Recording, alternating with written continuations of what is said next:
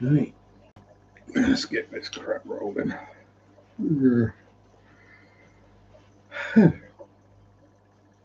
Hello. Greeting, salutation, willkommen. How the devil are you this week? Even though you're not here at the moment.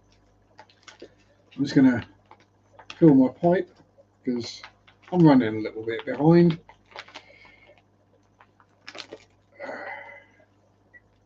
I'll wait for somebody to at least get here before I start randomly talking about what I've been up to this week. But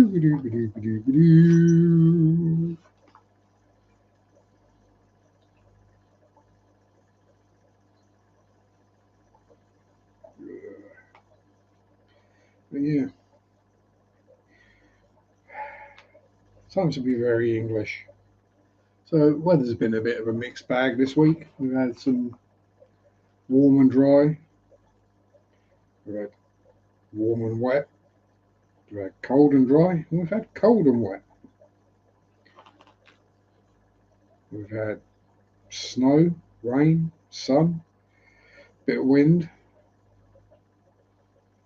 Yeah, pretty much the classic 4 seasons in one day this week. Or 4 seasons in 1 week, really. Have been able to spend quite a bit of time out in the garden sorting things out a bit.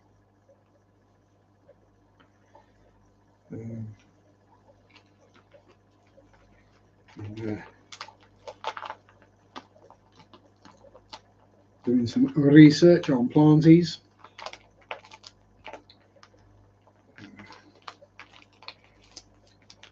I've been tempted to sort of, maybe I should watch some YouTube gardening channels, and then, nah, I pretty much know what I'm doing.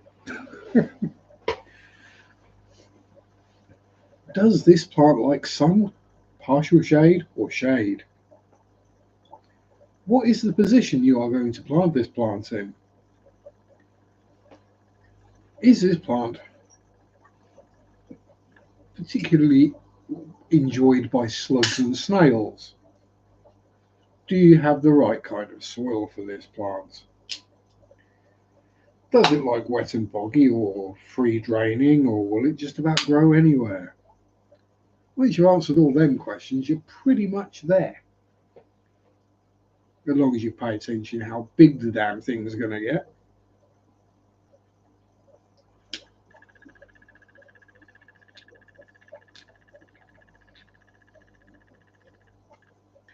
Oi, Savaloy.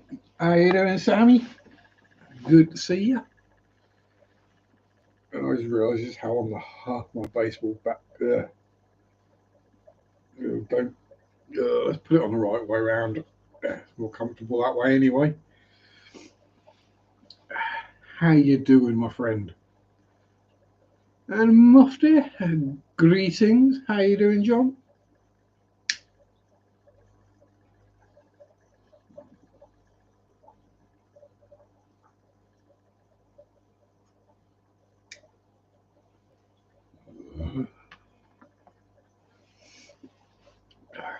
Yes, so that hit a bit hard.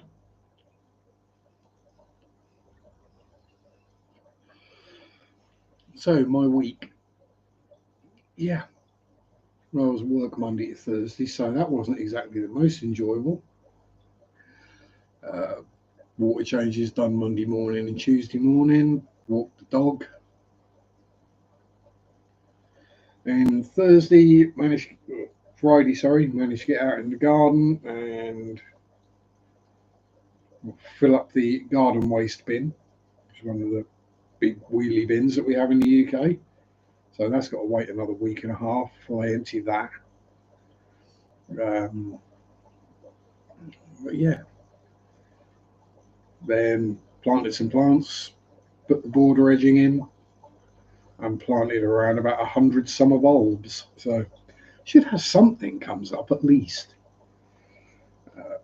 Put up a bee hotel. And then I bought another couple of plants, which you can see one of them down there. Got those today. couple of cordyline australises, cabbage palms if you want to call them that. One in the pink variegated and one in the dark red coloration. I do like cordylines. They're very visually impressive plants and they're evergreen, so look good all year round. Trying to get this hat into a place where it doesn't cover my eyes up in shadow completely, and yeah, it's not going to work, is it? But yeah, fishy wise, not a lot going on. Nothing's died this week. Nothing's given birth this week. Just water change and feed, and everything just carries on. Well, I think a couple of the Scyphia multipunctata females might be pregnant at the moment, so that's a good sign. Also managed to use my B&Q, which is a like Home Depot in the UK, or Home Depot as we would call it. Yeah, because of where I work and being the same group as B&Q, I get 20% discount there as well, so that worked well. So I got plants cheap.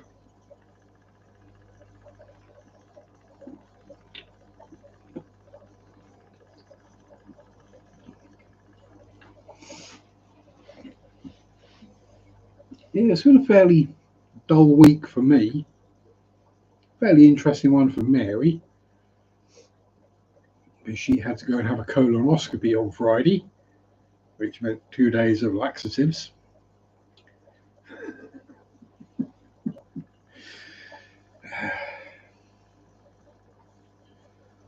Apparently, the colonoscopy is far more enjoyable than going down the other way, either up the nose and down or straight through the mouth.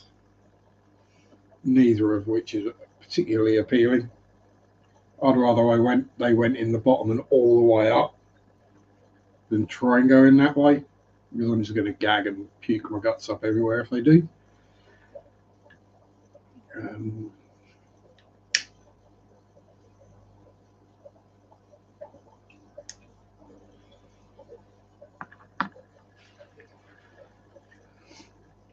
Then all clear on Mary's bit front, so good news at least.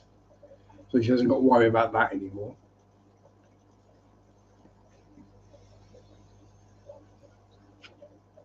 Seriously, gone out already. Scotty, how you doing, Mr. Alien World Hairsoft? How's it going, my brother from another mother? Yeah, long time no see. What you been up to?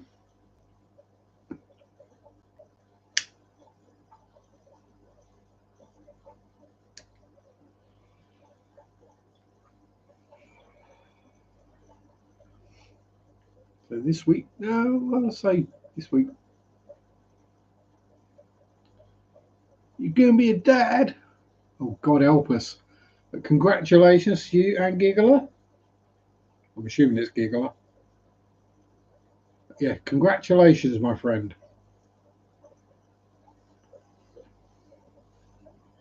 You're going to have to start being all like serious and grown up now.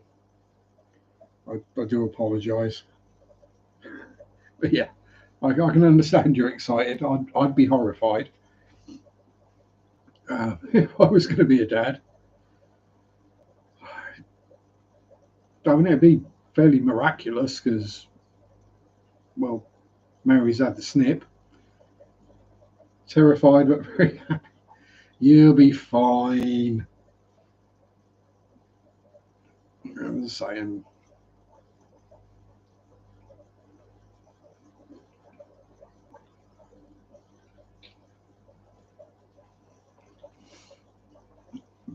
Give Mama a hug for me.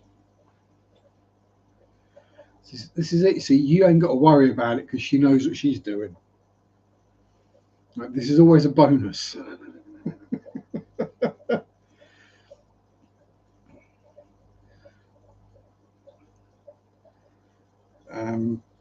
will just use this opportunity. I know there's only one other person here, but if you see a pregnant woman, don't go stroking her belly randomly.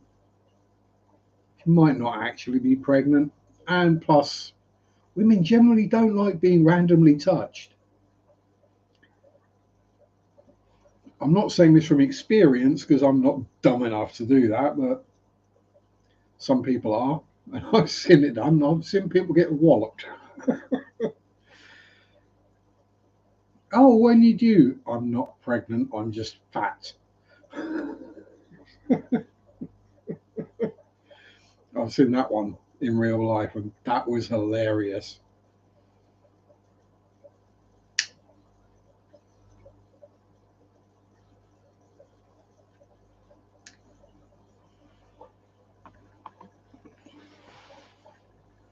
Yeah, me puffing on this, I'm about ready to be a granddad, aren't I, really?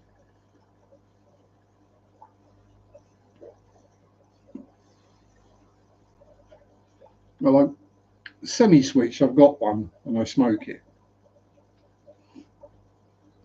Fact of the matter is, pipe tobacco is, well, about two-thirds the price of rolling tobacco. So when I'm sitting around and at home and such and got time, it just makes financial sense.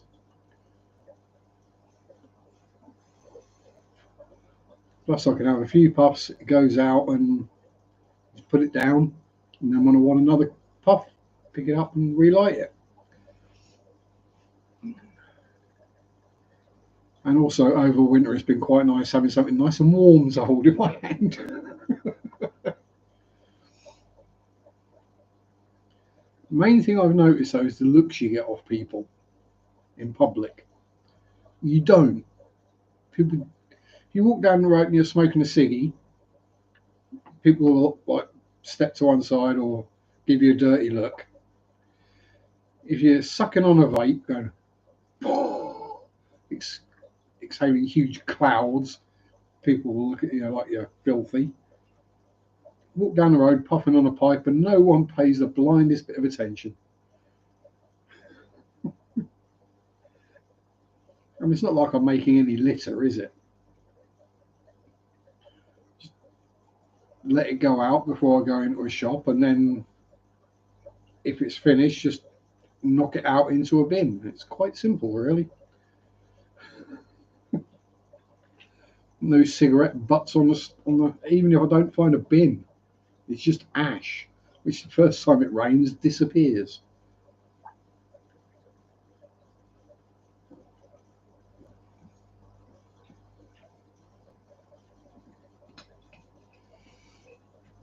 2 handcuffed tobacco pipes from Africa, but I never use them for tobacco. Yeah, trust me, if I loaded this up with greenery, I wouldn't get to the end of the stream. Let's just put it that way. Um, Given I've not smoked anything not brown for probably getting over a decade at this point, I'd probably be snoring by now. It'd probably knock me out. Uh, it's the way it is. I can guarantee if I had a beer, 1 pint, and I'd be half cut. Let's see if we can straighten that up a bit, shall we? That's a bit better. Now I don't feel like I'm sitting on a lean.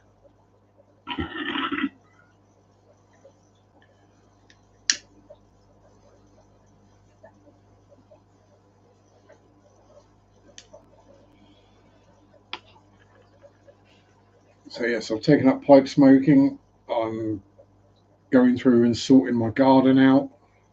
The other good thing with pipes is you can point with them.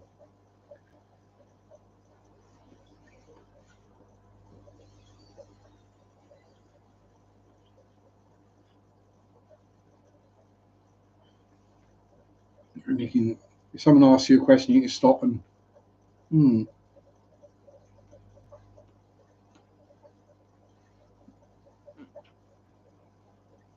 have a few seconds to think of an answer. Oh, off for a shower. Good to see you too, Scotty. And give Paige a massive hug for me.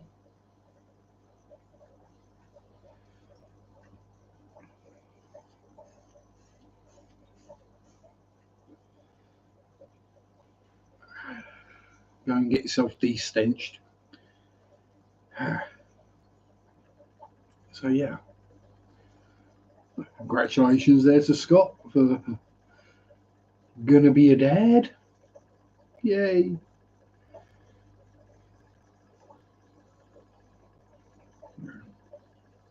Yeah, I'm definitely too old for that these days. So it'll be granddad for me, I think. Although thankfully I'll probably not have anything to do with the brat at all when it turns up, if it turns up.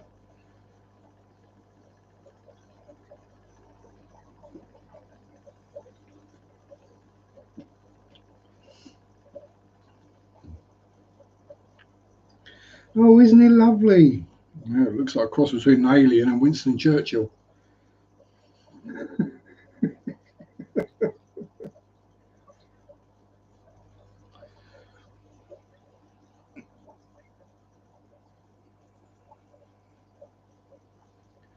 And the obligatory jokes about, well, let's hope it doesn't take after you then. Oh, what's that?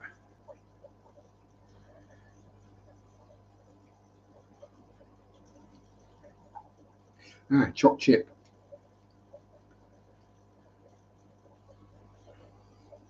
Mental note. Make sure you've not got chocolate all over your face before we start a live stream. It's not a good look. Well, there's probably been worse things on people's faces in live streams. I mean, OnlyFans exists, for crying out loud.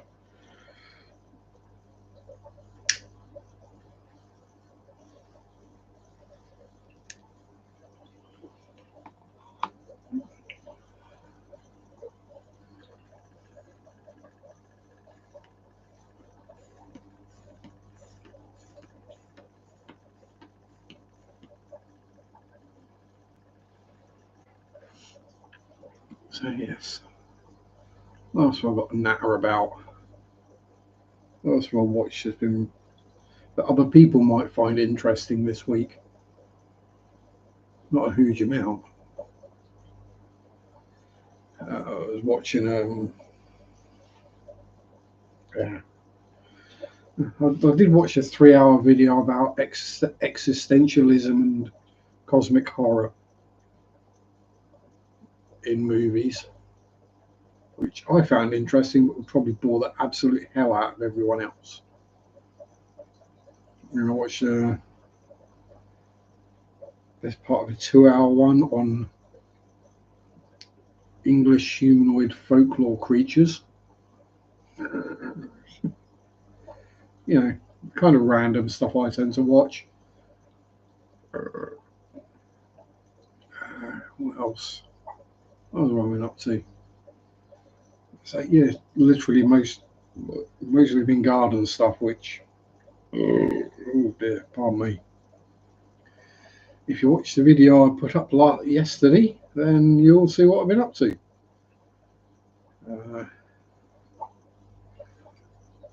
So with the garden waste bin being full, I've kind of come to a bit of a grinding halt again. So I've not exactly got a huge amount I can be planting either. I've got 2 small shrubs and 12 bulbs left I can plant at the moment. That's not going to take more than about 5 minutes, 10 minutes at most. And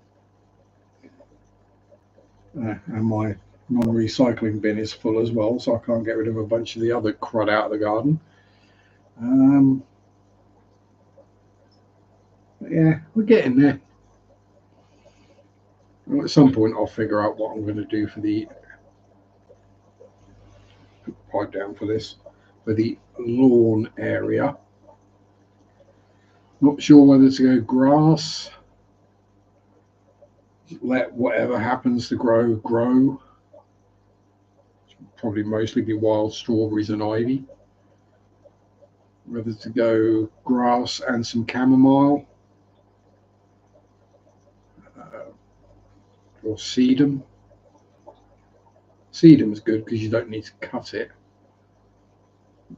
Doesn't like being walked on a huge amount though, so it makes a nice lawn if it's a lawn you're not going to walk on, if you know what I mean. Or whether I am just going to leave like areas to walk to get around the rest of the garden, and just like cut another bed in the middle, flower bed that is, and just like literally leave strips to walk down either side of the pond. We'll see how we go. We'll see how we feel, because grass is just a pain in the hole to look after and keep sort of, well, keep short. So I'll see. Something to turn up. I'll have a brainwave or a brain fart or something like that. Might just put down some weed control fabric, and then I don't know, get some wood chips or bark chips to put on it. That'd probably be I'd say the cheapest method. It probably wouldn't be. Cheapest would be to grass seed it and then just remember to mow it.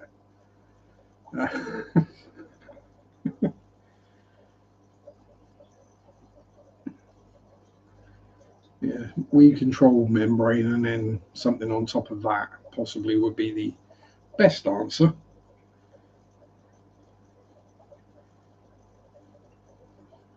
Or just put the weed control membrane down and kill everything that's underneath it and then start again. Might be the actual answer to it. Because it's so uneven out there that you're not going to put a lawnmower across it.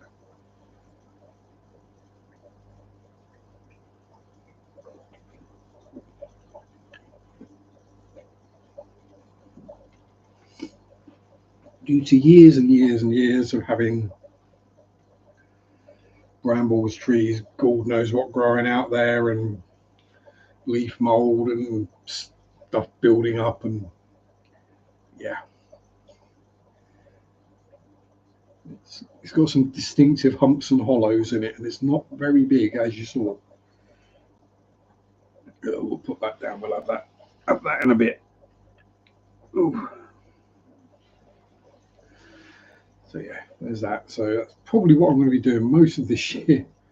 Rather than like buying cool bike stuff, it'd be buying plants and things like that.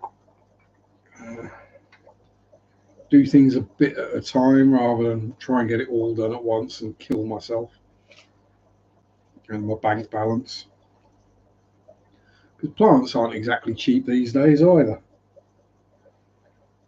Especially when there's certain ones you want, and you know you want certain things, and it's a case of finding them. I mean, and it's not like they're like a fixed or a similar price everywhere you go, because on that cordyline that's sitting just down there beside me, I mean, as I say, with my discount, I paid £9.60 for it. I've seen them smaller than that going for £24, £25.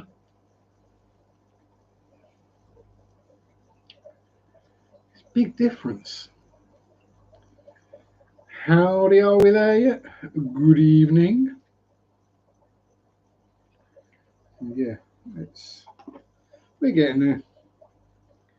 We will have a garden at some point, something usable. But yeah, so I've got a little baby cordyline australis. That way, that way. So that's the more deep red, bronzy version. And the bigger one we got is this old beast, which is the deep red but with the pink variegations on the leaves. So that should look good in the garden.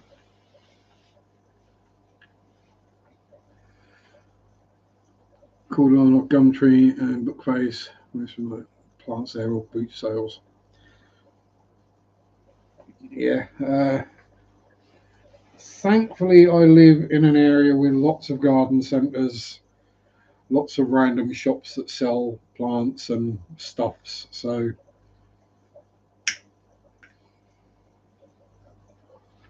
there are certain places I'm not going to go for them. I'm not going to go to Knockcut's garden centre because I know they're ridiculously expensive, but people still go there all the time. So I've got Thetford Garden Centre,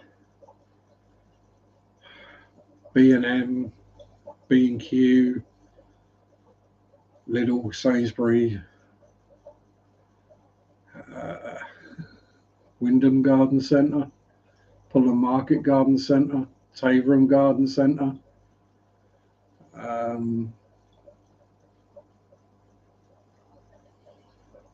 Where's the other big one? Big one on the A47, south of Norwich. Sorry, not south. Feels south, but it's not, is it? It's east of Norwich. Oh, God. They used to advertise all over the place as well. Something Lane Garden Centre. Can't remember. We'll probably go and have a wander around there at some point as well.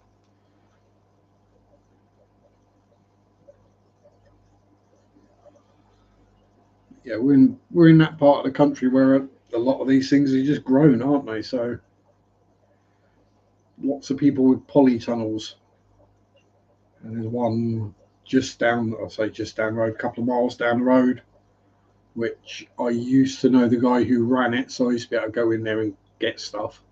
I haven't been there for donkey's years, so he's probably forgotten who I am.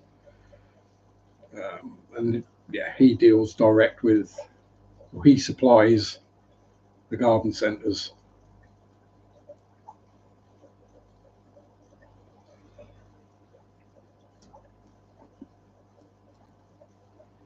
Other than that, there may be some Amazon purchases. Although, I'd like to think that if you order plants off of Amazon, they don't turn up quite the same way as most other stuff does. I like to think there's a little bit more care in the packaging. Like they're coming from a plant place, not from Amazon warehouses.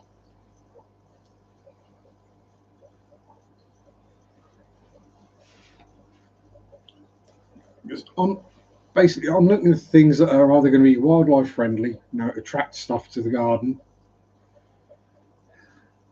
or just randomly left outside my front door in the pouring rain. Yes, that happened to one of Mary's Christmas presents that had to be sent back and then get another one sent out because it was a book in a brown paper bag left outside in the pouring rain. Yeah, that got destroyed.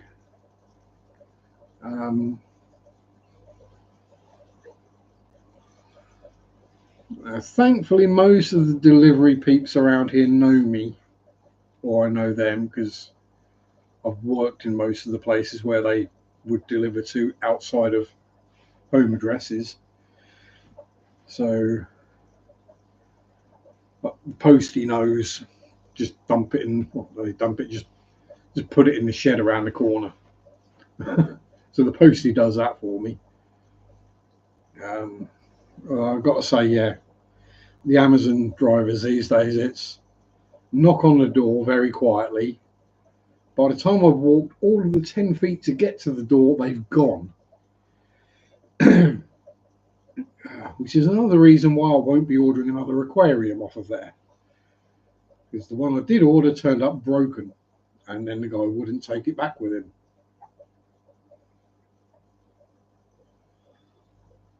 So I had to accept it and go through the whole palaver of going, it turned up broken. Can you prove it? Yes, here's a picture of it in the box, smashed.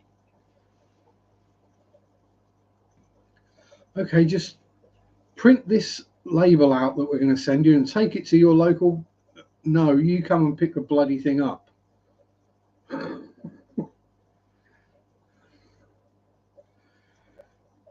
Quite why they put a fish tank that was in a box, right, a sturdy box, and packaged properly and would have been safe, because I've had a Fluval Flex off there and that just turned up in the Fluval Flex box. That was absolutely fine. This other one I turned up, they put the fish tank box in another box and not marked it as fragile, and then stacked everything else on top of it.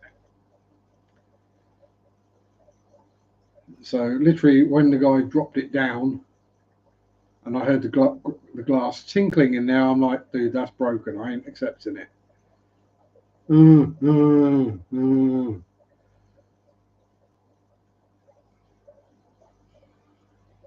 Yeah, and so the flex boxes are solid. I've still got all three of mine up in the loft. They are currently being, how can I put it, insulation, along with all the other various random cardboard boxes or big cardboard boxes and polystyrene packaging. All just gets thrown up there and, yeah, keeps things warmer downstairs or cooler in the summer.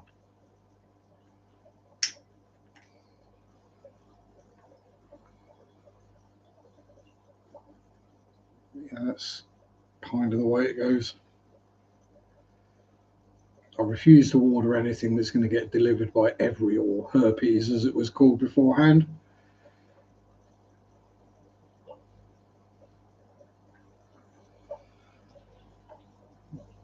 Because, well, our local delivery dude for them is bloody awful. They'll like deliver it when he feels like it, not that day. I'll wait till I've got a van full. And then if you're not there, he takes it away, and you basically have to go to his house to get it.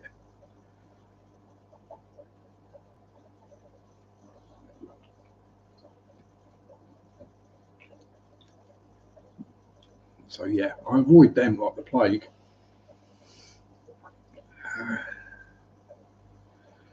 Yeah, as I say, gradually get the garden filled with plants, and then hopefully having enough plants will keep the weeds down,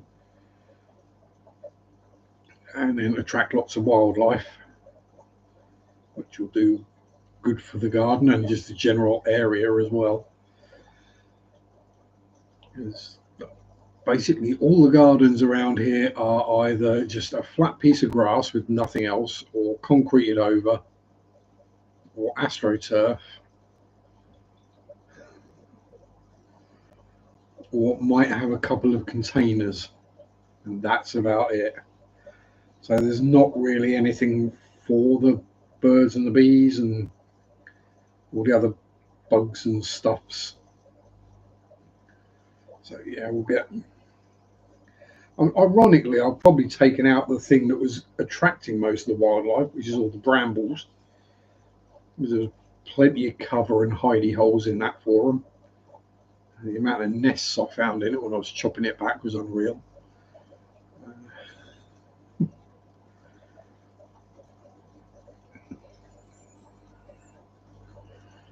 But yeah, that is. I've got several kind of criteria for plants. The main one is it's not going to jump out and attack me with thorns, spikes, spines, stings. I don't want to be dealing with that. So yeah, no roses, no berberis, no ornamental thistles.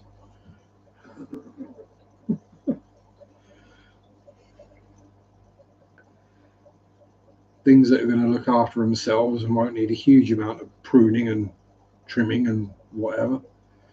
Um, yeah, that kind of stuff really.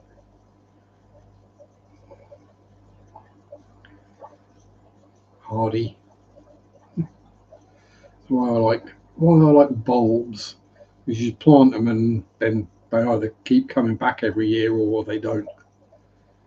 Oh, pardon me.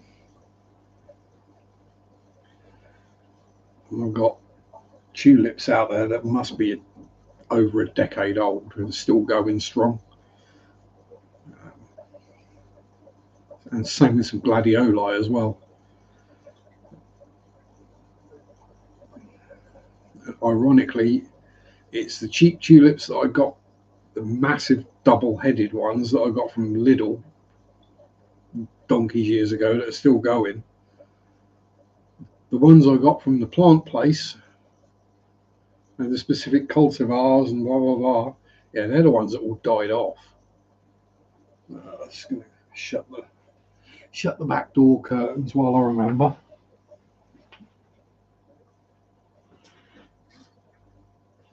Before we start getting random creatures trying to come in.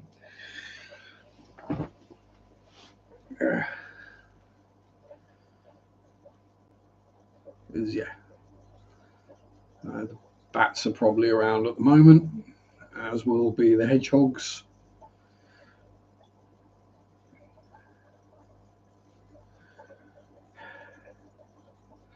At least the bats keep the moths down, I suppose. There is that. Even if they don't get the mosquitoes.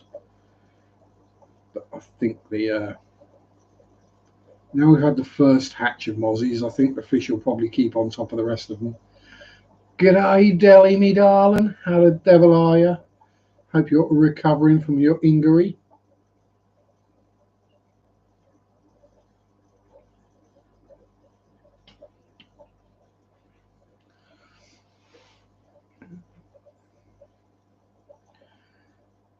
Your incident with the potted plant when you were trying to do the good. And great. Yeah, come on, focus, please. There has to be a focus around this up. There we go. Body hurts, can't do anything about it. Yeah. Crap night's sleep. Oh, bless you. That's why you're up this early, isn't it?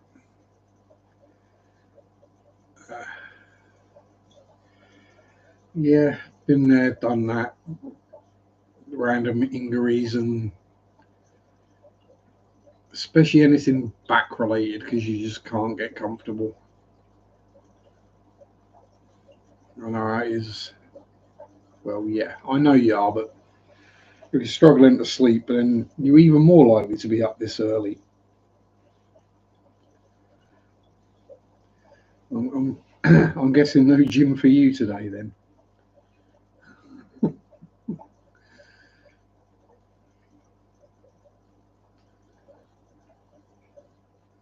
At least you don't have to carry heavy stuff about at work.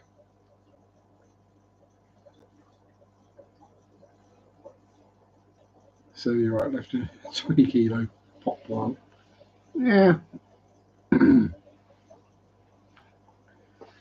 going to say that, but I'm used to lifting heavy stuff. So, yeah, I mean, our bags of concrete and floor screed and grout and God knows what else come in 20 kilo sacks. So I'm used to carrying them about. Worth it now. I've got four new plots from one plant. Hey, split it up. Made what? The house looks like a jungle. Awesome. Yeah. Well, hopefully my garden will look less like a jungle at some point. Well, it doesn't look like a jungle at the moment. It looks dead, but it was a jungle. Ferns everywhere. Yeah, I have been kind of thinking about maybe getting some ferns for the garden, but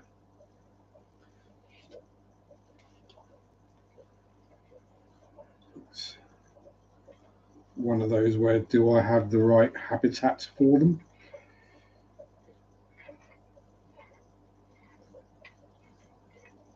Because when it's wet, it stays wet. Open the parlour palm isn't too far gone. It got starved by the fern. It should be okay once it starts getting its food source back. It'll should perk back up. Usually takes a fair while to kill a plant. So it's great, they like rainforest. Yeah, we get rain, we don't get rainforest. Not this part of the country anyway. There are other parts of the country where we do have rainforest, believe it or not.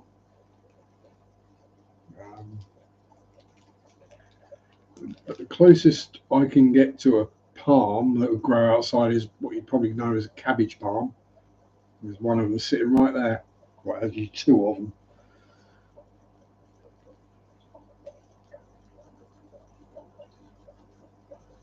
And no, I didn't just touch that leaf that's randomly moving around.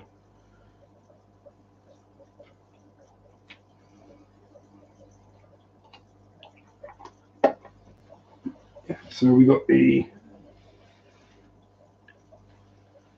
standard little dark red cordyline australis.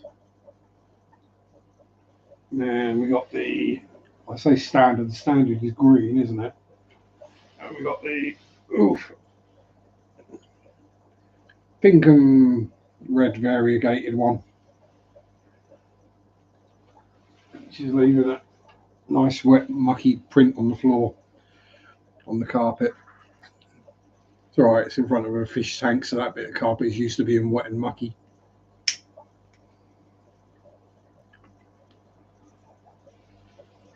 So I know they do well in my garden because my old one got rather sizable before it got killed by ivy.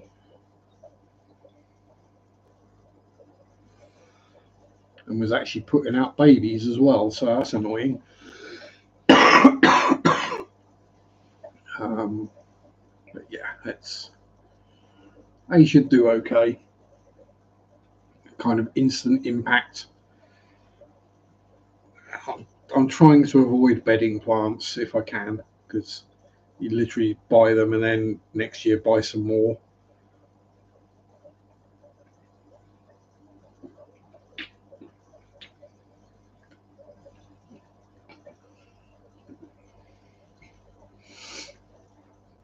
So I'm basically going with some bigger shrubby type things, more architectural, I think is what they call it.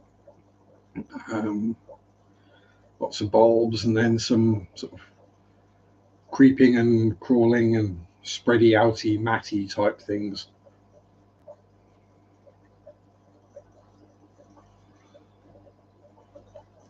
Preferably stuff that will attract birds and bees and other kind of insects and stuffs, to make my garden a hive of, well, yeah, a hive of activity. Oof, pardon me.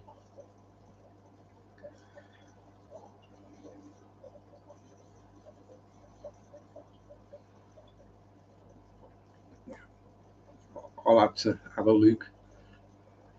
And there's plenty of ferns grow wild around here. It's just illegal to take plants from the wild. Quite rightly too. Repotted the spider plant. Can't wait till that starts growing pups. Yeah, spider plants do grow all sorts of babies, don't they? All the time.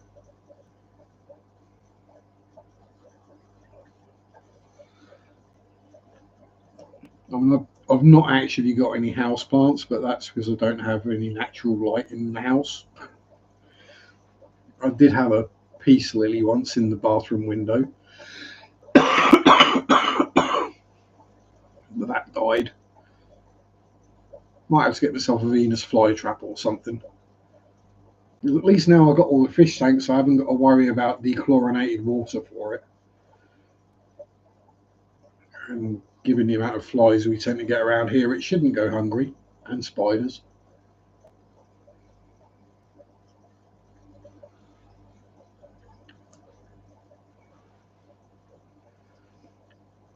Even if it doesn't catch the flies, I can catch the flies and feed them to it. As long as it doesn't turn into an Audrey.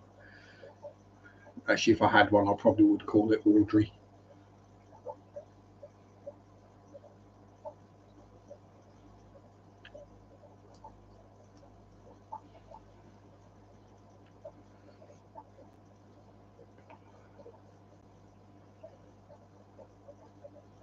But I think I've got enough indoor plants inside the fish tanks, to be honest. My experience of indoor plants is they tend to end up infested with spiders. And yes, I know our spiders are small and insignificant and don't hurt, but yeah, I'd rather not have them running across my face in the middle of the night again.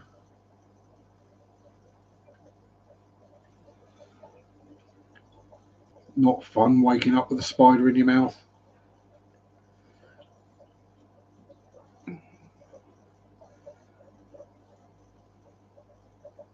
In fact, waking up with a cat with a half dead rat in its mouth was probably a more enjoyable experience than finding a spider in my mouth.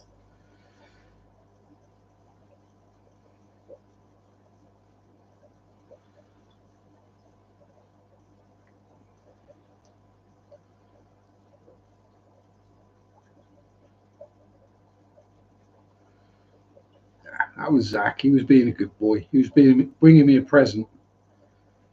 I think he was a bit upset that I took it and threw it outside. I did give him lots of fuss afterwards and made sure I told him he was a good boy lots. But yeah, that's one thing I don't miss. Evening, Mickey. How you doing? Yeah, I don't miss the waking up to find a row of mouse heads arranged on the stumps of their necks, all looking up at me outside the back door, or going to get my bike out and finding a blood angel pigeon laying in the shed, or being bought a half dead rat at 3 o'clock in the morning. Much as I miss Zach, because he was awesome and the bestest buddy ever. Yeah, I could do without that.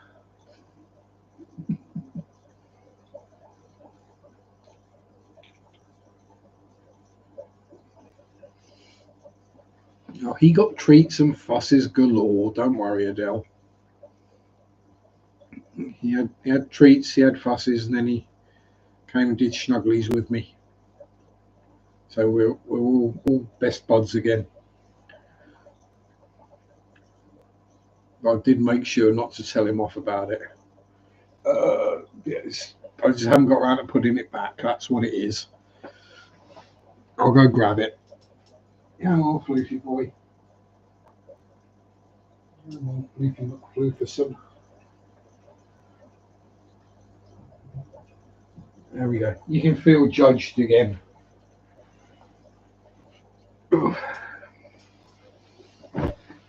Yeah. It gets taken off when I do a water change, and I just forgot to put it back up. That's all. Because when I do a water change, I take the lid off the tank, and I don't really want it falling in.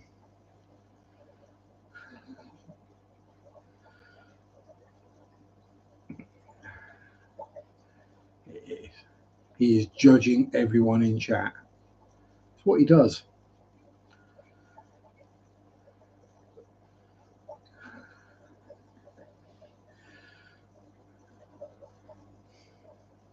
Definitely one of a kind. And there will never be another.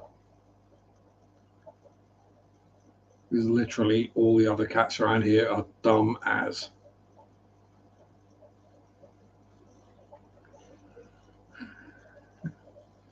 Exactly. We're not worthy. I certainly not. I mean, Ginger's dumb as a box of frogs. Pumpkin, she's not dumb, she's just permanently frightened. Let me put it this way. It's taken like 7 years for me to be able to just fuss her with no issues without her running away. Which she'll actually let me pick her up now as well. It's kind of a result, and give her a cuddle. Um, Simone, well, just a absolute fuss slut also dumb as a post.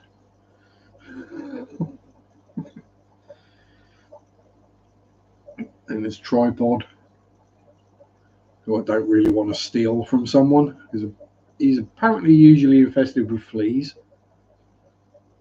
And this tiger who just attacks everyone. Like, comes up to you, has a little fuss, and then just goes for you.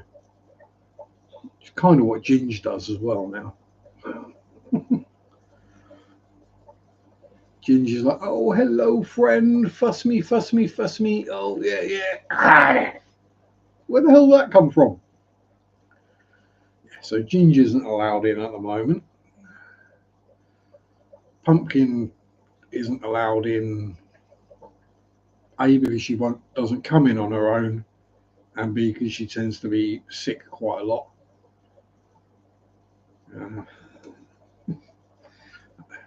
No one wants to clean up cat puke.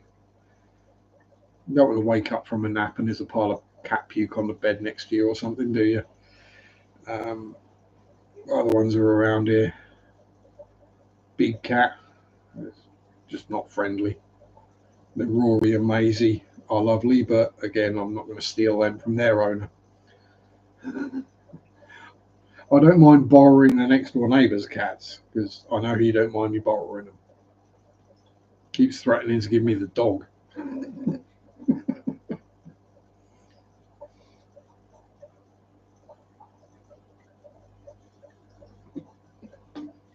The scary thing is Pippa wouldn't care. She'd be quite happy to be my dog. I just don't want a dog. It's too much work. At least at the moment I get paid to walk her. If she was mine, I'd have to walk her myself and not get paid for it.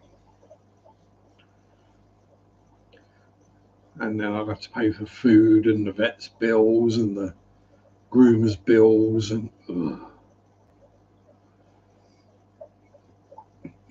I like other people's pets because, you get the fun bits, but you don't get the expense.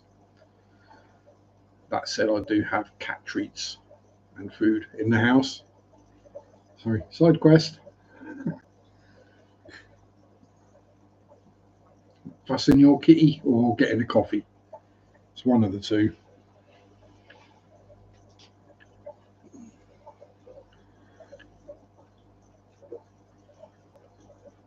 Yes.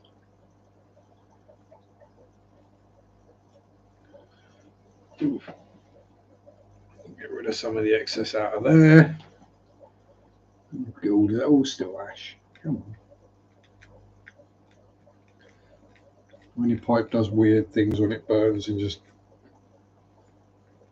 only one side of it burns, and yeah. Right, that's better. It's a bit level.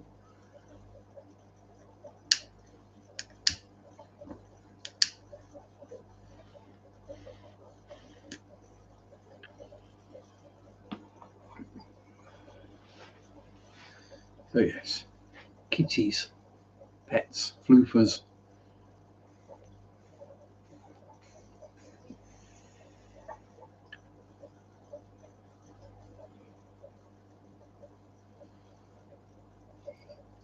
Leaving the house yesterday, two guys walking by. Oh, he's friendly. Massive Rotty. Yeah, Rotties are soft as muck. They really are. Yeah. Probably was, to be honest.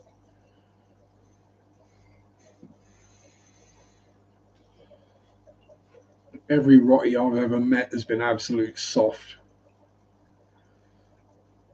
Yeah. The worst they've done is you give them a fuss, and then they just go, oh, and put their mouth around your hand, and you're like, what? Are you just testing to see if I'm scared of you or something? Give you a little, give you a little taste, and then you're good again.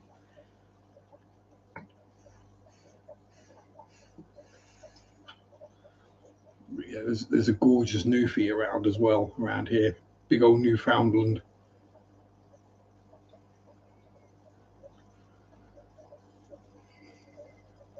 Yeah, this is it. If you're not scared of them, the dog knows you're not scared of them. They're like, friend. We, I say we're a dog-friendly shop, so people just bring their dogs in with them now, and we got our regulars. There's Bella, whose owners very rarely buy anything, but she just comes in for a treat and a fuss. Exactly, it's bad for the doggo. Um, there's Ash and Otis, the Italian greyhounds. Uh, Apparently, Ash is nervous and doesn't like people and is scared, but is my friend. Literally won't go up to anyone but his owner or me. Um, yeah, exactly. Make a fuss. Let them know they're loved. The the funniest one is to Bear, who's a Russian bear dog, who's just huge, big and flumpy, and never has the energy to do anything. He just sort of stands there and has a fuss. Leaves about half a ton of fur on the floor. And then there's Major the Mastiff, who likes to stand up, put his paws on my shoulders, and give me a snuggle. His head's bigger than mine. And people don't know I'm 6 foot. And Major stands up, puts his front paws on my shoulders, and leans in for a snuggle. And yeah, he gets a hello, Major, how you doing? Good boy. Good old fuss and cuddle. It's the little ones I don't trust. Pretty much if it's smaller than a spaniel, then I'm going to be a bit more wary of it. Um, Spaniel size and above I can deal with at random. Smaller than that, it's like, yeah, I've kind of got to know them before I trust them. Um, we do get a toy Pomeranian that visits that I swear is smaller than a rat. He's just petrified of everyone and everything, but he's my friend now. So when Dad goes off to like chew, goes to the tablet to like make his order, he just leaves Bear on the counter with me. We just have a cuddle. I literally this dog is like that big and it's just fluff. I poked through the fluff one day. He's like that wide. Damn, dude. I had a bigger pet rat once. Yeah. Behavioural issues, Napoleon syndrome, Napoleon complex, yeah. And also, a lot of the little dogs tend to have a lot of serious health problems because of the way they've been bred. No, it's smaller than a Chihuahua. It really is. It's tiny. Um, yeah, little dogs just tend to be yappy and nervy and very highly stressed and highly strung. Yeah, give me a big old flumpy dog. I'm much, much happier. Thing is, now I know so many dogs in town that I'll be walking down. It's bad enough the people I know now because the amount of time I've worked in shops and the amount of time I've lived here. You know, I can't go out without bumping into someone who knows me and wants to stop for a chat. But there'll be like random people's dogs will just come up to me for a fuss because the dog remembers me even if the owner doesn't. Hello, you. Hello, yeah. Fuss, fuss, fuss, fuss, fuss. There is a very cool cocker spaniel, correct name, called Basil. And he's chocolate brown, but he's got a blonde quiff. So literally, his top knot is blonde. The rest of him is chocolate brown. It's just that top bit on his head is. He is awesome. He's a chunky boy. Oh yes, St. Paddy's Day, indeed. Yeah, that reminds me, we need to get some more roads built and railways. Potato. This is the thing. And the Irish celebrate St. Patrick's Day. The Scottish celebrate Burns Day, or whichever one they have. The Brits, we don't bother. The Welsh are St. David's Day. We just don't bother with St. George's Day. It's like, oh, really? Was it? Oh, no, didn't notice. Well, 3 days till Dell's birthday, which means it's closer to birthday now than it will be next Sunday. So, happy birthday to you. Happy birthday to you. Happy birthday, dear Delly. Happy birthday to you. There we go. And yes. Anyone watching or on the repeat, if you're about and it's your birthday or soon going to be your birthday, don't forget to stick it in chat and I'll sing to you. Or don't put it in chat if you don't want me to sing to you because it's awful. Yeah. Yeah, you can go and clip that, Adele, and stick that in your own video.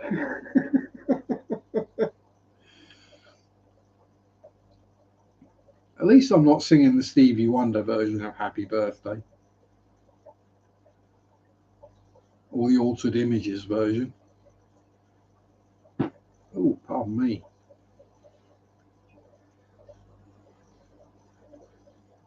Doing it with a swing beat or something silly like that.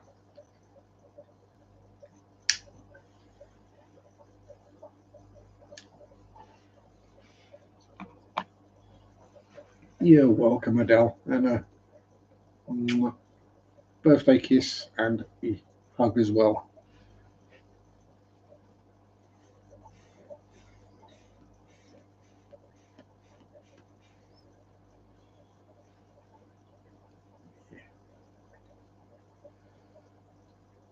Working on my birthday, yay! Ugh, that always sucks. Yeah, it's one of the things there are 2 weeks you can guarantee I'll book off every year if I can. One is Christmas week, which is easy with my new job because we're dead that week. And the other is my birthday week. Boss might get you something as a bonus. Probably a bottle or something, I'd have thought. Usually what it is. Which I have to look thankful and, oh, thanks. Oh, you really shouldn't have. Well, I'm meaning, oh, thanks, you really shouldn't have. Which is why these days I make sure everyone knows I'm teetotal.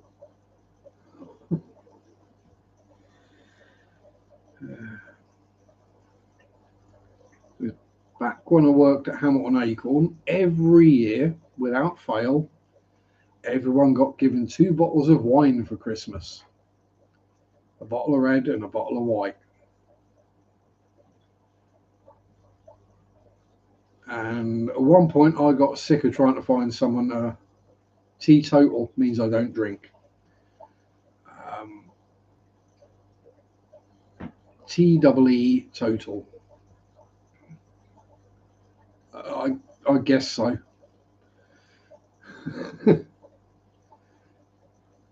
Yeah, probably a Brit thing. Yeah, all as one word. Yeah, so I basically I got sick and tired of trying to find someone to foist the wine off to afterwards.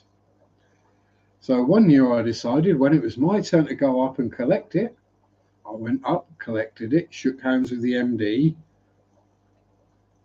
thanked him, turned, walked back down through my colleagues, and just handed it straight off to someone. There you go. I then got called into the office later. Why did you give away your Christmas present? I don't drink.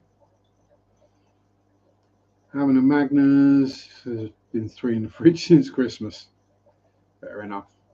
I quit drinking when I was 26. So in the 23 years since, I've had one cider and one beer. One was when that little dude passed, and the other one was to celebrate getting my job at Screwfix. I don't think I actually finished either of them, and I felt rough afterwards as well, so it was a bad idea. Setting up a terrarium at the moment. Cool.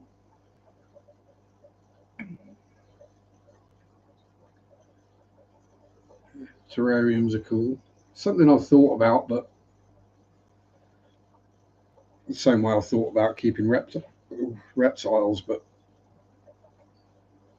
so I'll think about it for about 5 minutes and then I think about something else instead. Normally something that bounces or is dead. Uh, not allowed to keep alcohol on premises. That's probably a good idea. Keep the booze out of the workplace.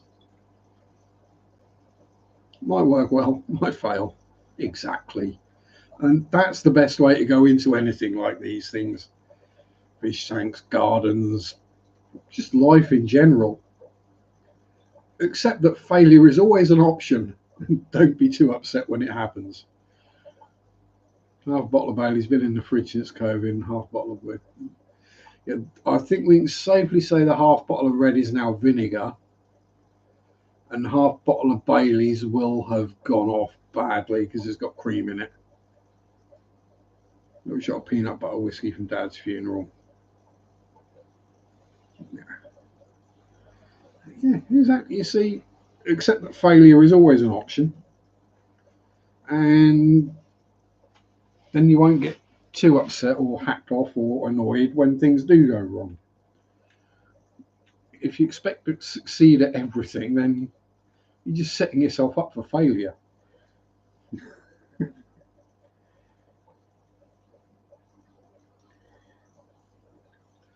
I'll work on the general principle it's got two chances.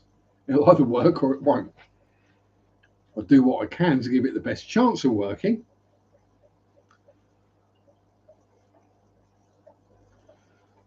Exactly. I mean, I've not drunk alcohol for so long that I don't need to. I mean, I can act like a big enough nerk sober.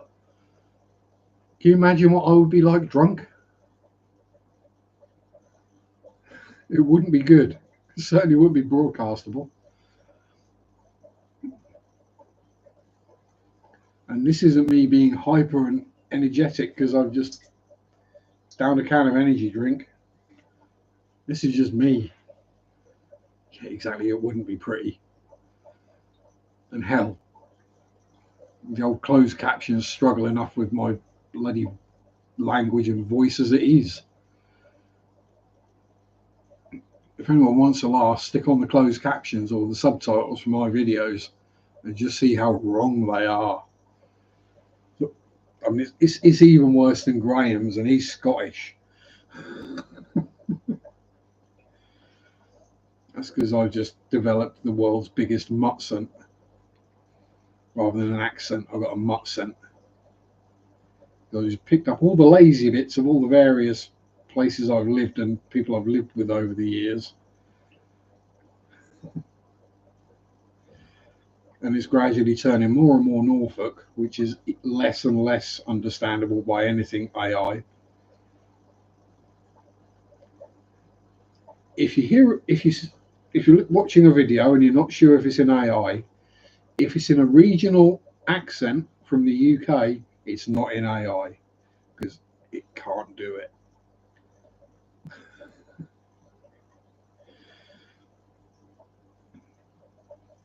But yeah, it's got to the point now where some of the documentary style or law or audio booky type channels that I listen to, I would say watch, but I don't watch, I listen, or nap to.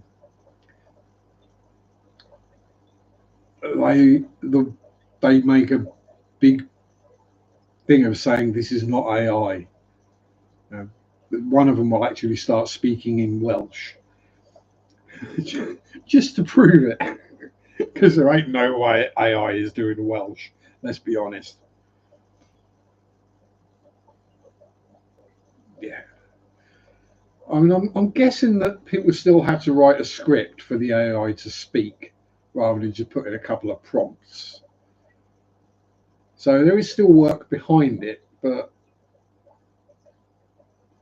and I also get that some people don't want their face or their voice on the internet.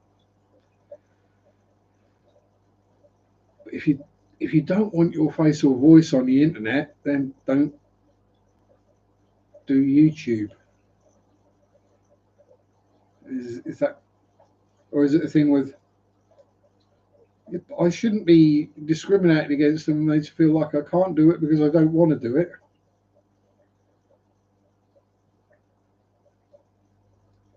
If you're not sure if a person is AI, ask them to say they are a human. Yeah, yeah. We all know what I do with AI chatbots. I just see how badly I can mess them up.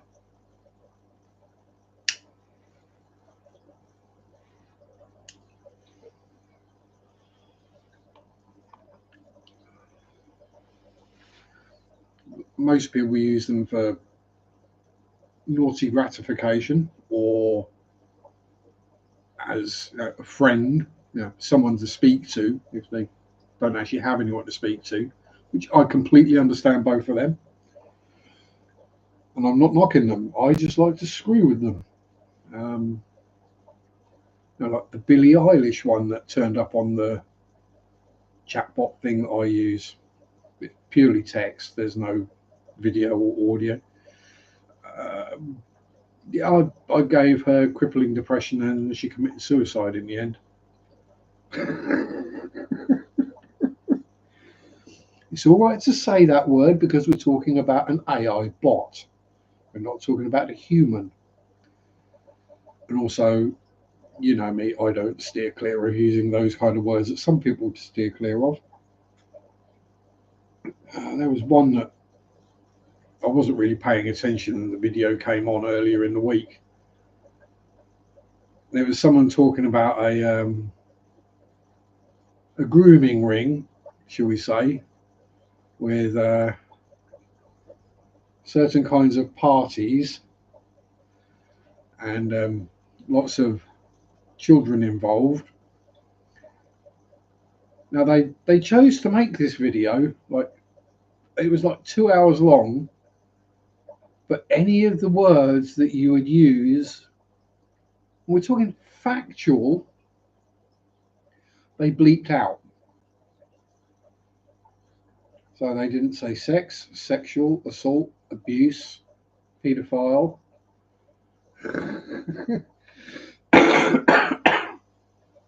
Which, when you're talking about a paedophile ring, which is abusing children sexually, there's a lot of bleeping going on. It's like, why would you even think to cover this if you're not going to? Yeah, unalived is fun. Are you thinking? It's like people who won't cover, or if they're talking about World War II Germany, for example, won't say the N word, the other N word, or the H word, because they somehow think that they're going to get their channel blocked and removed because they're speaking about historical events that happened and are factual. Like, no, it's when something is demonstrably true, these words are okay to use. Maybe don't use them right at the start of the video. Yeah, allegedly. Well, yeah. If you watch any of Simon Whistler's channels, allegedly gets used a lot. Not so much in the casual criminalist, but in a lot of his other channels like Brain Blaze, Decoding the Unknown, and Geographics and Biographics, and God knows how many others. Yeah, it's like the kind of people who are going to look up and choose to watch that kind of video aren't the kind of people who are going to be getting offended by that language. I get, because I do it as well, trying to avoid swear words, especially the stronger ones. But that's just good general manners. It's just, and it might be that bigger channels get checked more closely for these things, or there's more people watching, so more people are likely to get served it up on their recommended feed, click watch, and then go, oh. It was this afternoon, Mary and I was laying there watching stuff and stuck Slap Tam on. Now, if anyone knows who Slap Tam is, Australian paranormal channel. Right? And it came up at the start of the video, warning. Now, do you want to watch this video? It contains themes of death and self-harm, and like, it's a paranormal video. Of course, there's dead things in it. Afro Man song has never been more applicable. Yeah, because I got high. That was so funny when the police got trolled into raiding him or swatting him. Basically, he had nothing illegal at all.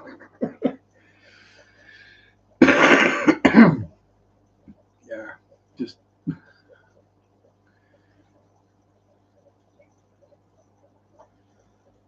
I was gonna go to work, but then I got high.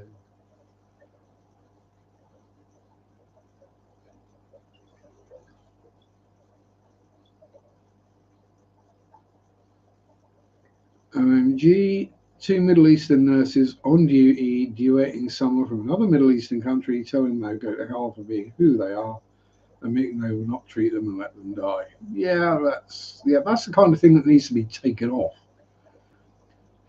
Mandy, hello, my darling. Coffee and woke up when I was still on. You had the time change, have you?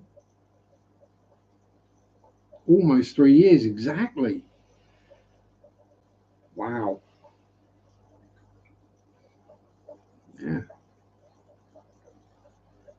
That's a long time. Watch your news clip, fell sick to stomach, discussing baby totally on Australia and goes against medical code. Yeah, it does. So hopefully they both lose their jobs and get struck off. You know, that's what about the Hippocratic Oath? You know, did they not take it? Did they not understand it? That their religious beliefs have absolutely nothing to do with it. It trumps their religious beliefs.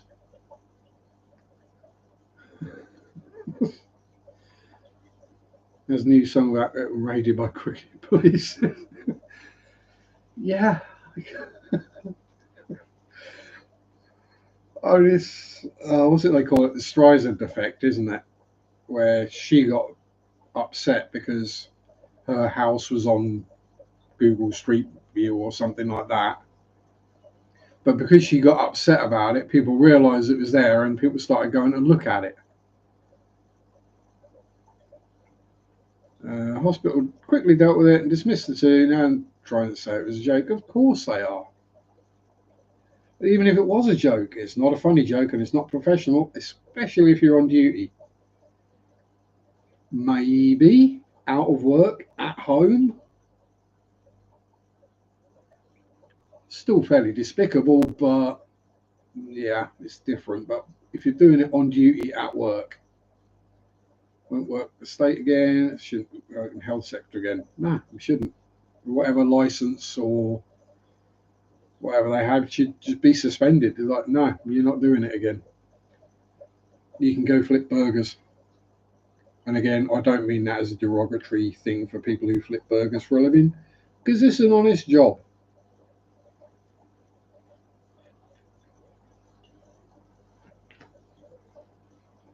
Might be a crappy one, but it's an honest job. Pays the bills.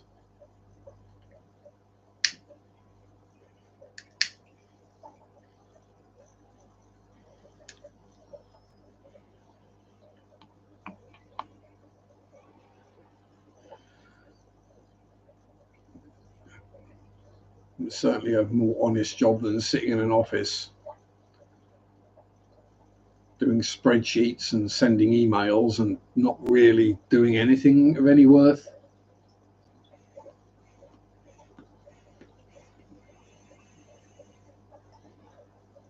Can we go back to when the only people who actually worked in an office were the managers, the secretaries, and like the finance team or the clerks, the finance person and the clerk, not like everyone.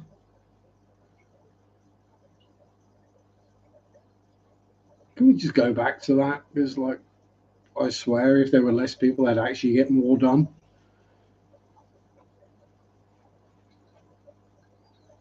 And there was a report after the lockdowns and COVID when everyone was working from home, and they actually found out that people were more productive working from home than they were working in the office. Like they got their stuff done quick, but for some reason they still wanted them to come back to the office. Been off work since mid-December. Sorry to hear that, Maggie. I assume not by choice. Um, I've had a couple of three fairly lengthy employment gaps recently. Well, I say recently, last 8 years or so. And doctor sent me home while waiting on a knee op. I don't do spreadsheets, I do spread cheeks. Exactly.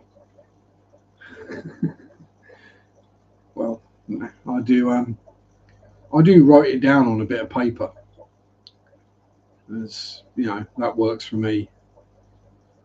All sorted now. Just getting back on my feet again. Yeah, knee injuries suck. Been there, done that. Anyone who's not had a knee injury doesn't know how bad it sucks and how long it takes to heal. Oh, oh, oh, oh, that's going to itch when it dries out. Uh, yeah, I've blown my knees out more than once. Got a colleague who's been off since November time, I think, maybe late November, because she blew her knee out. She's shocked how long it's taken to heal. I'm like, well, yeah, because you still have to use it, and every time you use it, it arrests the healing or regresses the healing slightly. It's you can't literally just lay there for weeks or months to let it heal. It was bad enough when I blew my wrist, sprained it, proper sprain. Kind of one where you go to the doctors and you go, yeah, I think I sprained my wrist. And he goes, are you sure you've not broken it? And you go, I didn't hear any bones crack. Yeah. I took 2 months off, went back. Day later, I was like, yeah, I can't. No, that's not going to work. It's going to take longer. So yeah, I think I was off for like 3.5 months for that. Didn't help that my job was like physical manual lifting and handling. Yeah, I got to the point. I mean, it was at the point I couldn't actually undo a bottle of Coke with my right hand. I was literally left-handed for 3 months. But yeah, knees. Yeah, there's only so many times you can pee in a bottle before you got to get up and empty the bottle. Even, you know, it's so I live on my own always. I say always have done since I was 21, and people seem to not realise that even if you're really ill, like bad flu or whatever, or injured, you still have to go places. You still have to go buy food, get paracetamol or whatever. You still have to go and do it yourself. Or manual labour, in and out of lorries and lifting. Yep. I was a forklifty, paintbrushes and stuffs like that. So yeah, hulling pallets around all day, dragging pallets about on pump trucks, all that kind of stuff. Yeah. Nowadays, I just work in a certain hardware store or hardware shop in the UK that is countrywide, um, has red, white, and blue logo, but I won't say the name. Yeah, it don't. Um, yeah, so it's a lot less abuse on my body. Let's put it that way. And I actually get to use my brain a bit more than I did when I was working in like One Stop and Sainsbury's, which was just mind numbing. Um, and I'm learning stuff. I certainly know a lot more about plumbing than I did 2.5 years ago.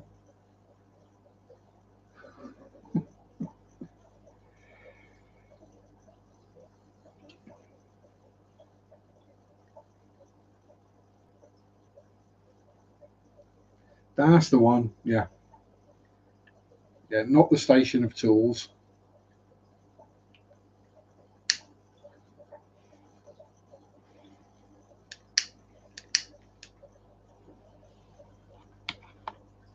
Oh yes, we get a 20% staff discount for where I work, and because it's part of a group, I also get a 20% discount at what is basically the UK's version of Home Depot or Homeless Despot or Home Depot as we would call it, which is why I bought Big Plant here today because I got it 20% off. Um, really handy store. Yeah, it's and the fact that I live in a relatively small town, so the fact we've got one is a bonus. And people have stopped blaming us now for the local hardware store closing shortly after we opened. If anything, they got more trade after we opened because we would send people their way. We get people come in, they want half a dozen screws, or hello Donna, how are you, my darling? And they want half a dozen screws or half a meter of cable. And you're like, well, we sell it in 10-meter lengths minimum or 200 screws. So we'd send them to the local hardware store, which would sell them 6 screws or half a meter of cable. But they went bust, and it wasn't to do with us. They've been going under a long time. You can tell when they've had the same stock in there for 3 years. So yeah, we stopped getting the blame for that now. People actually like to come to us. And apparently, we're one of the more fun branches in the area as well, because we like to have a laugh and a chat. We're not all miserable, and we might be miserable. We just don't translate that to the customers, because customer service. And it's also nice to deal with tradespeople as well, because then you don't have to worry quite so much about the language you use. Yes, I'm all right, thank you, Donna. Oh, I think everyone else is, other than Mickey, who's got a bum knee. And if anyone missed it earlier, Scott from Alien World Aquatics is going to be a dad.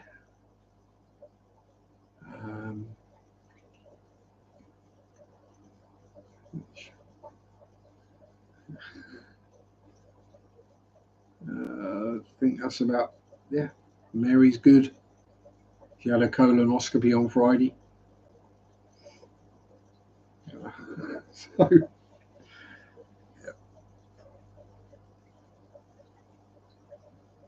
I'm as healthy as I'm ever going to be. Let's put it that way, shall we? I'm never going to be, super healthy and fit. Yes, yes. You missed it then, obviously, Mandy.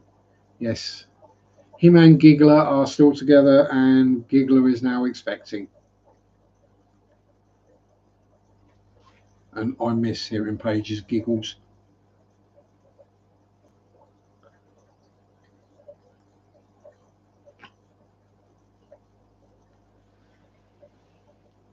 See, there's not enough redheads on FishTube. That's my thing. Is it not in a British person's nature to be miserable? Well, yeah, generally. So, but we try not to be miserable to customers. Hey, Narayana, how you doing? Good to see you. Yeah, there's plenty of time to be miserable and British. I just try not to do it at work when I'm dealing with customers. It's, the way I see it is, it's our job to take their misery. Good, good, good. You get a tradie come in who's been working for someone who's an absolute sod, and then yeah, they want to get it off their chest, so you let them. And then they leave in a better mood than they came in. Usually, some of them are just perma grumpy, but you get used to them.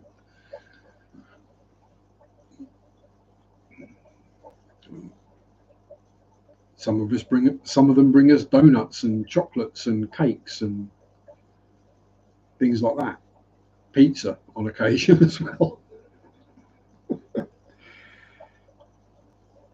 One evening, we both stood there, and a certain customer came in. Somehow we got on the subject of food, and it was like, "Yeah, I am hungry actually."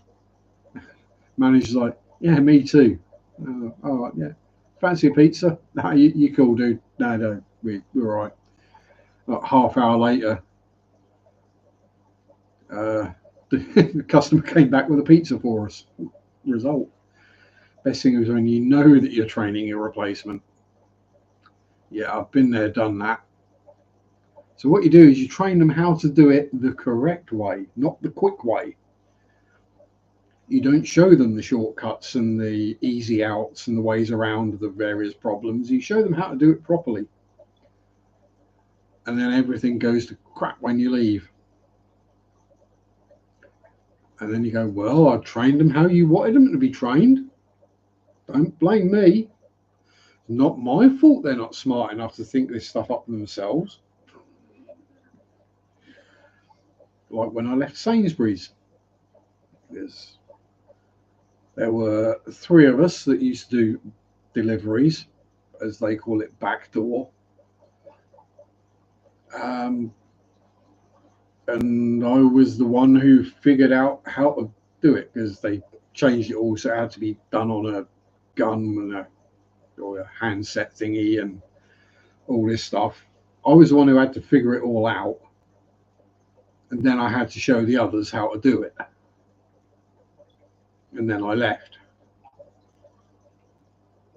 And now they don't have anyone on delivery permanently because no one else can bloody do it. And that's what? Oh, what are we? 3.5, 4.5, 6 years ago? And I still get staff members in there from when I worked there saying, yeah, I wish you were still on backdoor. You made life a lot easier for the rest of us. To me, that's what my job was. Unload the lorry and then sort the stuff out so it was easier for the people to put out. Right? That's fairly simple, right? make the next person in the line's job a bit easier, because then they can get done quicker and then they can do something else. And yeah.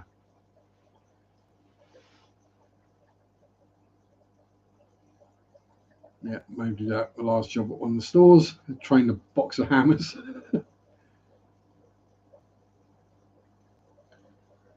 Nice when they call and want you back. Yeah, but I don't go back. Once I've left somewhere, I've left. I mean, I don't burn the bridges, because you never know, you might need to go back at some point. So you don't burn the bridges. Because if you leave in a half and cause a load of squit and trouble, you're not going to be able to go back. And then you're also not going to get decent reference from them either. Sucks to be them, because they went into administration 2 weeks later. Now everything closing and no one wants to buy the brands. Lol. See, it was you keeping them afloat, Adele. That's what it was. You're that awesome. It was just you keeping the entire company afloat. Yeah. Karma being the bitch that she is. That's why I try to be a good person and, you know, try and farm the good karma, so when I happen to be an asshole, it doesn't fire me down quite as bad. Yeah. You get out of life what you put into it. So if you go around spreading misery, you're going to be miserable. If you go around trying to be polite and a decent person and spread happiness, chances are you're going to be happier. In my new job, I'm realizing just how bad the last one was. Yeah. Yep. I've worked for well, two big shareholdery led corporation-y type companies now. Well, three, although one was a franchise. But yeah, so I had a job for like 15 years and then switched, again, and now I'm where I am now, and realised just how bad the last job was and how not good the previous one was. You know, how poorly I was treated or whatever. At least in my current job, I'm not saying I get away with murder, but I turn up, I do my job, get on with it, get it done. Um, and that kind of seems to be seen as some kind of, oh, so I know my job. Doesn't everybody? And it's like, you stood there at the counter at the till and there are no customers, and you look over there and you go, oh, we sold a couple of them. I'll go grab a couple. That, to me, that is simple.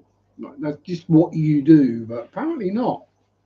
Apparently, someone should tell you you need to do that. Workplace trauma. keep getting surprised when they say it's okay, you're new, don't worry about it. Yeah, yeah, and because I am grunt level, I'm not a supervisor or anything. I'm like still it's like, no, it's not your problem if that goes wrong. That's whoever's in charge's problem.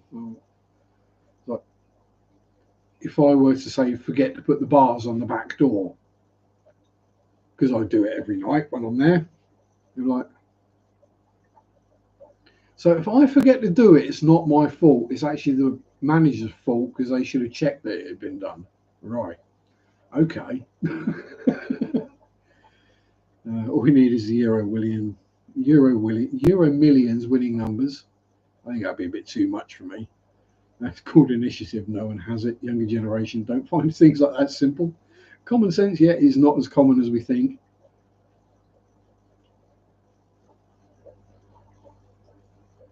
Yeah, exactly.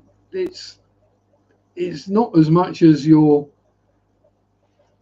doing stuff to try and like, I'm proactive. I'm going to do this. I'm going to show how good I am. It's just I don't want to sit or well, in my case, stand there. I don't want to stand there bored stiff if there's something I could be doing. Right? Because if you're standing there bored stiff, time drags. And let's be honest, none of us want time to drag while we're at work. So I'd rather do something the time go a bit quicker. And if it then makes me look better to the managers than the regional managers, whoever, whatever up the line, bonus. And we had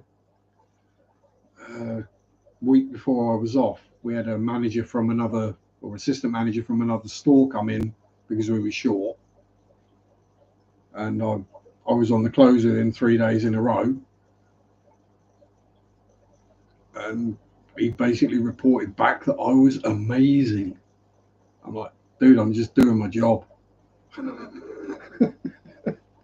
He's like, yeah, day goes faster when you're busy.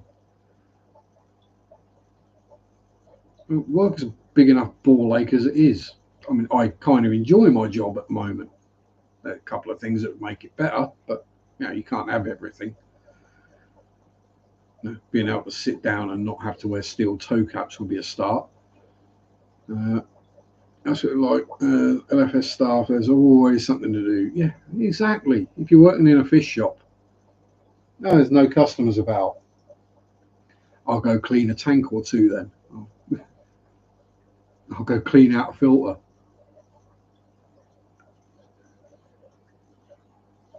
Yeah. I'll go scrub some algae off glass or clean the water spots off the outside of the tanks. Yeah, it's a nothing job. It doesn't really achieve anything other than making the place look a bit prettier. But it keeps you occupied and it looks good to the manager. So it's to me, it's a no-brainer. And the way I look at it is like a brownie point system, shall we call it? If I go slightly above and beyond and help out and do more than I should do, then if the day comes when I do screw up or I need something from the company, like I need some time off or something at short notice, I'm more likely to get it because I've not been a dick. But before effort and looking like you care is amazing these days. Everyone does the bare minimum and cranky about it. Yeah, exactly. We got to do it. We got to work. So why make it worse on yourself than you have to? Right. I'm gonna go visit the little boy's room and then grab my Coke bottle on the way back. So I'll be back in a moment, and we can carry on putting the world to rights. You never know. At some point, we might even talk about fish.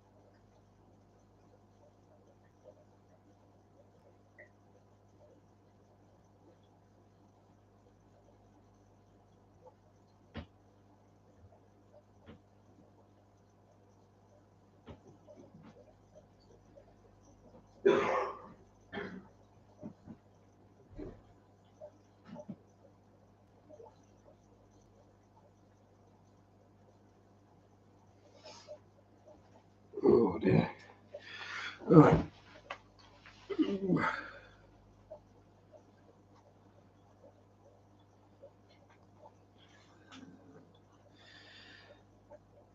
When I reached the end of it, I started getting customer buying more. There's always, yeah, exactly. Yeah, there's always something to do. Fish tanks are always mucky, and hell, you might sell a couple of fish and empty a tank, and then you can give it a deep clean. Don't talk about time off. Booked holiday for April. Just when I'm thinking I'll be ready to go back to work. That'll be fun to ask for. Yeah, might be an idea to get the booking in early. Working a couple of different stores, I have to say mine is by far the cleanest. The rest have dust effing everywhere. Dust is a storefront. Yeah, time off. What's that?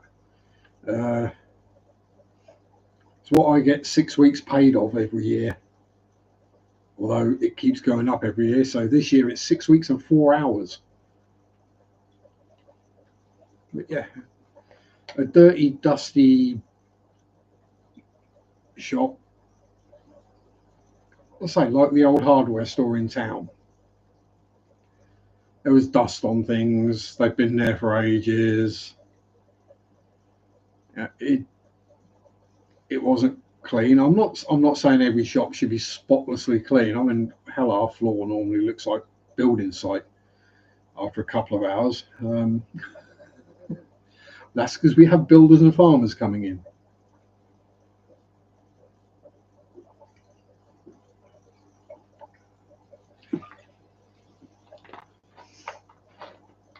Yeah, when we get a bit more, when I get a bit more holiday next year, it'll be another day. So, um, yeah, if you go into a shop and it looks a mess, you it, you don't want to go back in again. Yeah, if you're selling the product, repping your brand, you need to look better than the competition. Exactly. Now, I mean, let's say we go into a fish shop and there's a bit of water on the floor, maybe a bit of algae in a few tanks, perhaps a dead fish. Now, those of us who are used to going into aquarium stores, that's not an issue. We're not even going to notice that. We might point out the dead fish so that the staff member can get rid of it.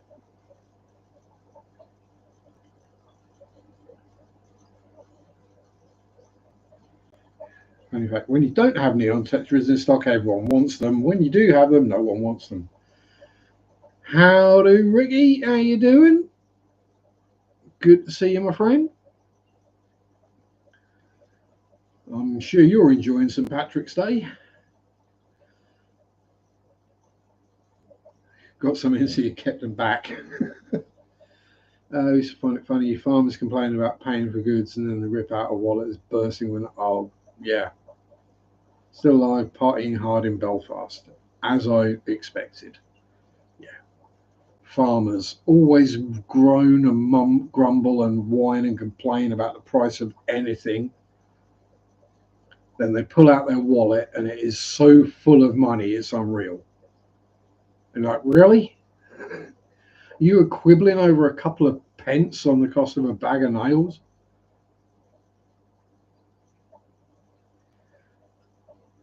No, no. Farmers in the UK, they like to complain that they have no money and they're constantly broke, but they're actually not. Last night was fun. Today taking a rest and main party tomorrow. We're going to get absolutely hammered. No smell of cow muck. Yeah, yeah. We've got cow farm. Well, not too many cows around here. We've got a lot of pig farms around here. So yeah, there's usually a liberal amount of pig muck gets spread around the store. Um, Hello, Debs. How are you, my dear? Yeah. So I mean, some days I can be out with the mop and the brush 2 or 3 times quite easily in a 6 hour shift. Doesn't bother me. If it needs doing, I'll do it. Others are like, What's the point? It'll just get dirty again. But yeah, and it's starting to smell like a pig farm in here.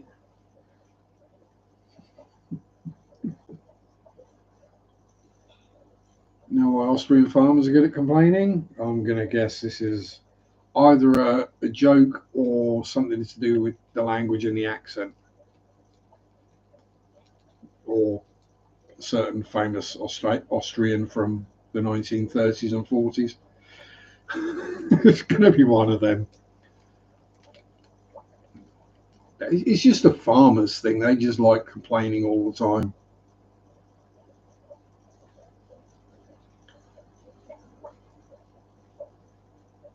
I'm not saying that being a farmer is easy, right? It's hard work.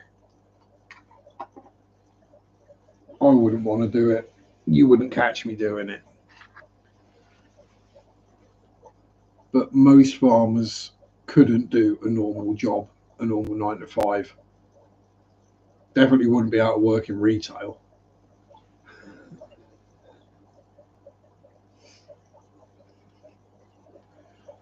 Saturday night vacuumed and mopped while the manager did end of the day. Finished up, looked around. Oh, nice. Store looks pretty good. I said the staff need to dust the shelves. Then it kind of easy. It's one size too small rubber boots. Yes. That's because I've had the same rubber boots since I was 14. 2 weeks ago, I drank so much my eyes were yellow. Took a week break and then back to it again. I'm scared. I thought my liver finally gave up. Yeah, none of them do, or clean the specs. Yeah, if you're selling glasses, one of the main things with glasses is being able to see through them.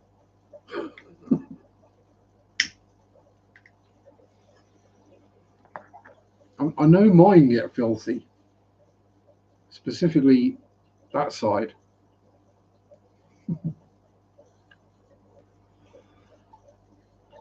I can get a nice yellow orangey tint to them, just from the tar and the smoke, or the water drip, water splashes, or whatever. Um, yeah, it can look pretty grim when I clean my glasses, which I do kind of need doing, just because they're it's not the nicotine. The nicotine is clear; it's the tar, which is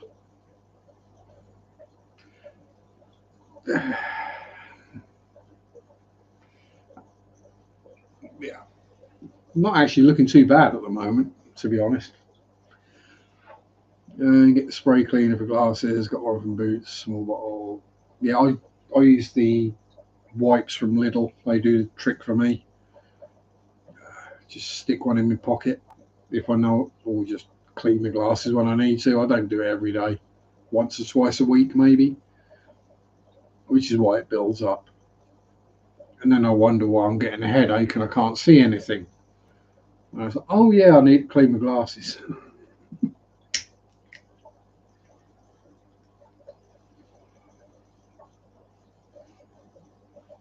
Yeah, it's how you can tell I've been smoking my pipe more than usual. It's because the tar stains have reduced on my fingers. And yes, I'm aware my nails are getting long. I mean, for me, they're quite short, but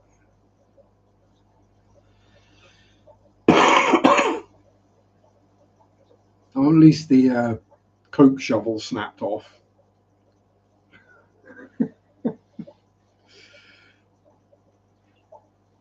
That was getting ridiculously long. Um, and actually, before any of them snapped, and they were all long, I was getting women coming into the shop and complimenting me on my nails. It's kind of weird experience, especially when you know they're a beautician or a nail person, whatever the name for them is.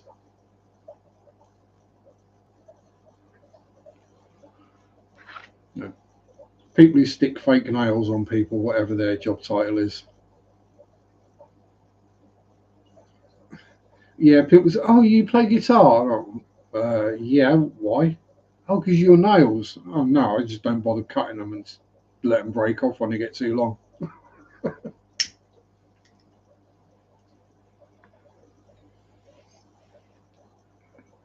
Problem is when like the finger you normally like get the sleep out of your eye with,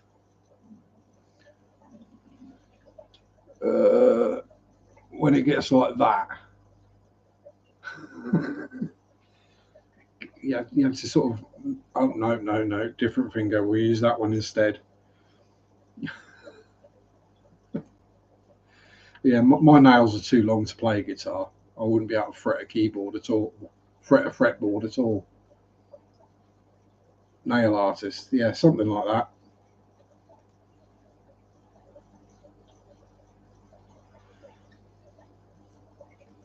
I do sometimes think about painting mine, but then I would be using airbrush and stuff like that and modeling paints. So have some really interesting colors, and I could do color flip if I wanted to. Candies, metallics, camouflage.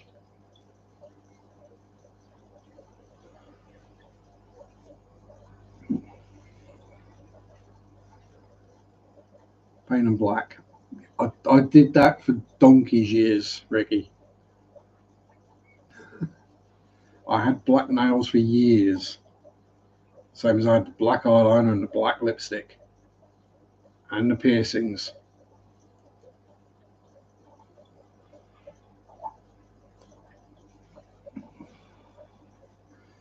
I was goth when goth weren't cool.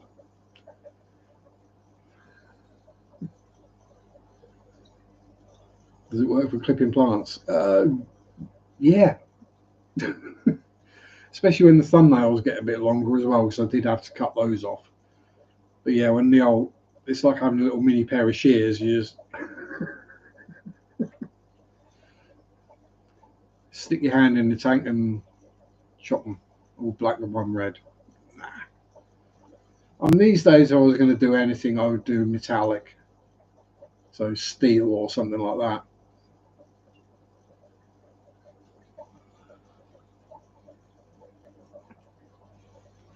Black enamel primer with cellulose steel, and then possibly an acrylic coloured clear over the top to make them nice and candy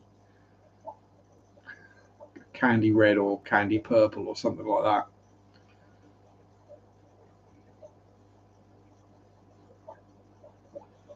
If I was going to do that, I wouldn't go with the steel. I'd go with the bright aluminium just to get the extra pop to the colour. Maybe do something I've done on models before, where you gradate how shiny the metallic is under the candy. Oh, very, no, not metal flake, very, very fine. Fine enough to go through an airbrush with a 0.2 millimeter needle. 2 days ago was Holly. Lots of people painting themselves metallic silver. Yep.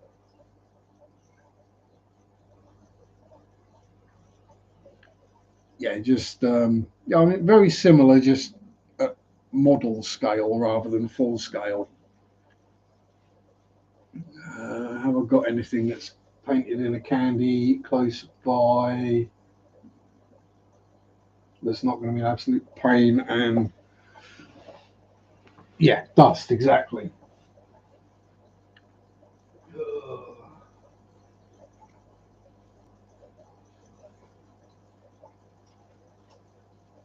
So yeah, it is probably quite dusty, but that kind of a candy.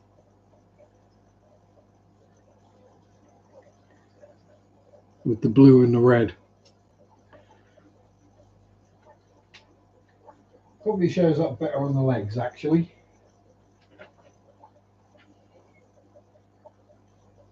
You can see the color gradient in the blue. The blue is actually all exactly the same color. It's just what's underneath it. And that's about 6 layers of paint.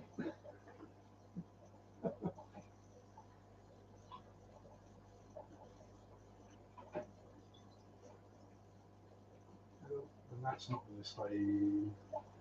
Oh, where's the old?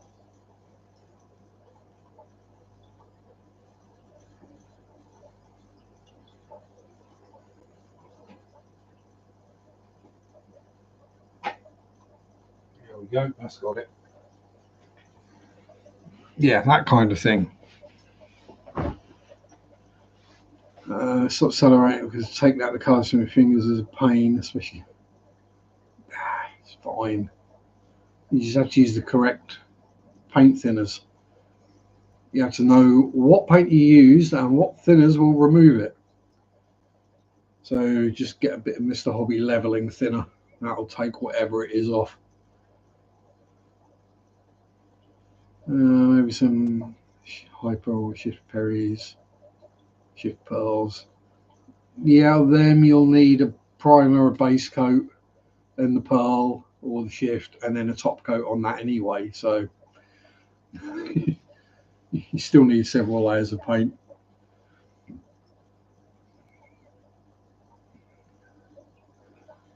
And yeah,